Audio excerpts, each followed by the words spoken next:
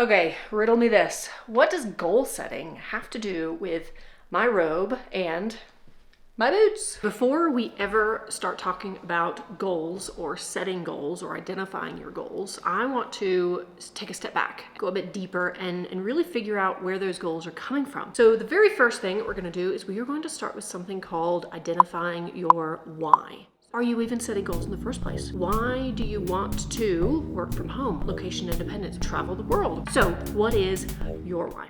Okay, awesome. You figured out your why. Now, while you were doing that, I was making myself some cereal. So the next thing I want you to do is I've got 4 questions for you, and I'm going to ask each one, and I want you to think about each one before moving on to the next. The first question is, what is one thing that is going really, really well that you want to continue doing in the next few months? Maybe you're killing it on social media, taking the weekends off, really good work-life balance, dedicating one day a week to going out for a hike. Whatever it is, it can be personal or it can be business related. Question number 2, what is one thing that you are just starting to do that you want to grow in the next few months? Maybe you started a blog, you're really enjoying it and you want to keep doing that. Maybe you have just started doing YouTube videos, just started letting people know what you do. You're kind of starting to put yourself out there and you're saying, hey, I'm learning to code, or I'm starting my online business. This is the new me. What is one thing that is not going well that you do not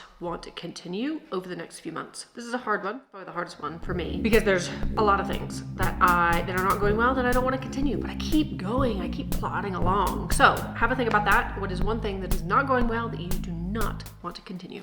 Okay, I've got one more question for you before we actually get into goal setting. I want you to set real goals, like achievable goals, measurable goals, but also goals that are in line with your why, in line with what's working and what's not working. So my last question before we get into goals is, what is your number? What is your critical number? And that could be anything. It could be amount of money that you want to make extra per month. It could be a end of year revenue goal. It could be number of clients that you want to have between now and 3 months from now. It could be any number of those things. For the purposes of an example, when we go and do the goal setting, I'm going to use the example of making an extra $1,000 per month. Okay, goal setting. Sit down, get comfy, grab a pen and paper, and let's set goals. So I'm going to use an example, making an extra $1,000 a month. And I'm going to do it in the context of what I'm familiar with, offering website services, tech, kind of coding, fixing, things like that, because that's what I know. And if you are thinking to yourself, how in the world would I do that? Check out this video here where I asked my students, 5 of my students, how did you make your first $1,000? And they explain it. So definitely check that out, because hearing from other people is always super helpful. So I want you to set 3 big goals that will get you to that critical number, that are measurable, that are attainable, that are kind of realistic and specific, that will get you to that. So let's break those down. So in order to make an extra $1,000 a month offering website tech stuff as a service, you need a few things. You need clients, and you also need to figure out what the offer is that you're going to make to those potential clients when you find them. Okay, so for the first goal, let's say we want that to be figuring out who we even want to be working with. And a lot of people refer to this as finding your ideal client avatar. You could get really, really specific, or you can keep it super broad, entirely up to you. If you have experience in something that you want to use and you want to pull on and you want to work with people like that, awesome. Maybe you worked in a medical office. Maybe you worked for a lawyer. Maybe you worked in the beauty industry and that's what you want to focus with. Awesome. Niche down to that. Maybe you are just saying to me, I don't know who my ideal client is. Can I just say small business? Yes, of course you can. You can absolutely just say small business. Goal number 2, let's now figure out where those people are and how do we find them. So if you niched down to, say, doctor's offices, or if you said, I just want to work with small businesses, great.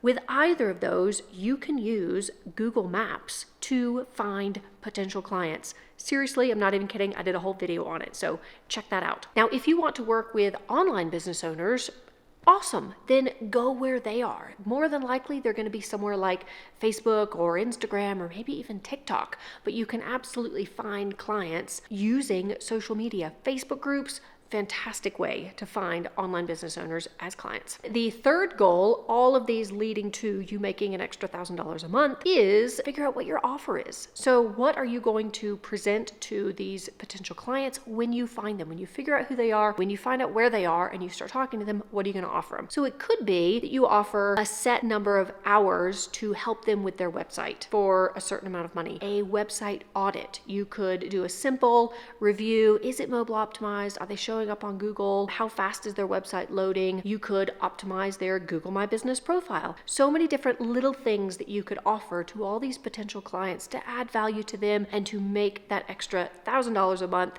getting you to your critical number, which is also getting you closer and closer to your why. Okay, as promised, what does goal setting have to do with my robe and my boots? Easy. It's my why. Now, let's go for a walk, which is also part of my why. Because of where I live, ooh, it's windy. I get to wear my robe and my boots, walk around the property anytime I want.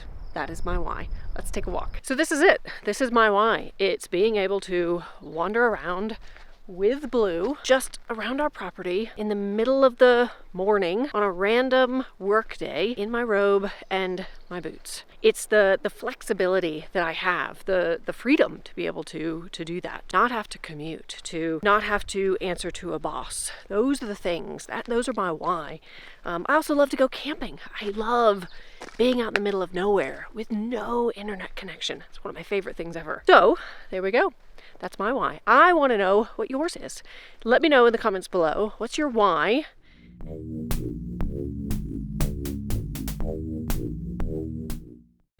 Okay, wondering what Blue was just looking at there? Our neighbors just came out for a walk as well at the same time. And they have 2 dogs and 3 goats. And I should have gotten some video of the goats. Do you want to see the goats next time? 2 of them are miniature goats and they're the cutest things ever.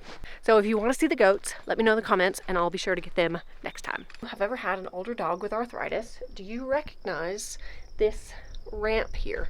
We have been training Blue to get excited about going up and down the ramp so we can get in and out of the vehicles easier. I'll talk to you about training in a second.